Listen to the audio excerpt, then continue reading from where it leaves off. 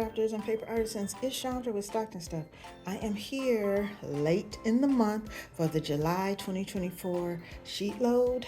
Um, I loved it because it was a 5x7, and I did some cards. I don't know that I showed you, and I already mailed them, but I decided to keep this one on my desk because I knew I wanted to make some back to school cards for my nieces and nephews.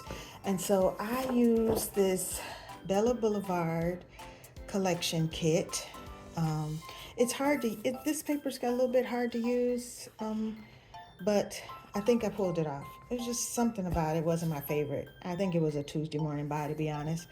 And I used just one piece out of this Echo Park Back to School. Also was a Tuesday morning buy.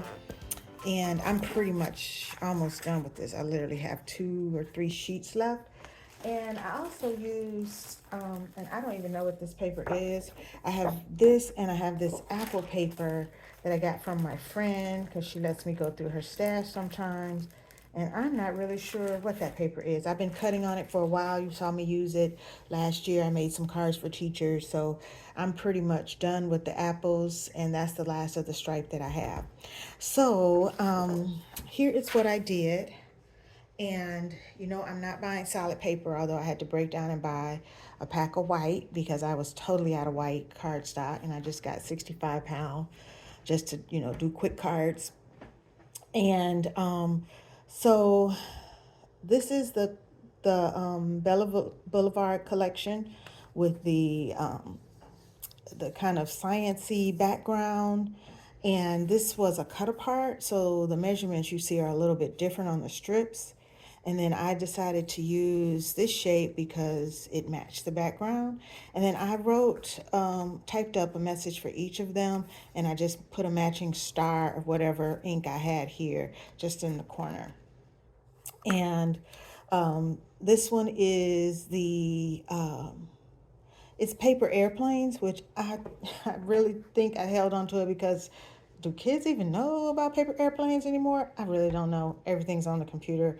I don't even think they do that kind of stuff. But I had intended to, in my mind, I was going to do a triangle, and I forgot, and I cut stars. So I just used the stars. And then this was the back of something. Oh, it was in this kit. Oh, it was the back of this like math configuration page, which, I don't, the oldest one is 11th grade. So that was a little beyond. So I just used the grid paper one, on, as the complimentary. And then here's the star background from Echo Park, and I was able to just use that grid paper. These are all on 3 different blues because again, I'm just going through my stash. So I had one piece of this left, and I made another one of the. I think I made 3 with this background. I don't have them all out here. I just actually am showing you the ones that I need to mail this week because in Mississippi and Louisiana, school starts next week. I can't believe it. So I have some Michigan ones, and I have I have some Michigan ones that I need to do, but they're later in the month, so I have time. Their cards are made. I just haven't put the message on the inside. And then here's the yellow, and I used that cut apart sheet, and I believe you can see the cut aparts, the picture of them here. And so I just started cutting pieces off of there. And so no matter what the size was, I used it anyway. And then I just adjusted. Sometimes I adjusted well, and sometimes I didn't. As you can see, there's a very little bit of trim there. But, they're kids. And then there's my apple. So I decided to stamp and heat emboss on the apple. So I cut the apple in black because of that background. And I had this kind of sheer, like, I got it in a couple of Christmas. It was during the pandemic. I got it in not a swap, but like a Secret Santa, crafty Secret Santa. And I like it, but I hope it's showing up on camera. Sometimes it depends on the direction I'm holding it in. It's hard to read. So I use like the burnt orange and the red. So I thought they came out cute. Anyway, I just wanted to share those, and that's embossing powder. I don't know if I mentioned that. That's like a sheer embossing powder.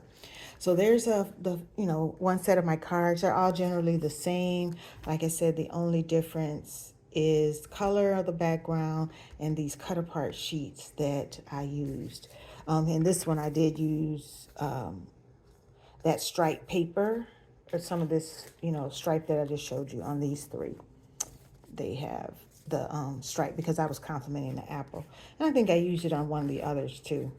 All right, thanks for watching. Have a great day. If you haven't already gotten a sheet load, please check out Call Me Crafty Owl, subscribe and get the sheet load. She doesn't do a lot of 5x7s, so we're always excited when she does. Thanks for watching. Have a great day.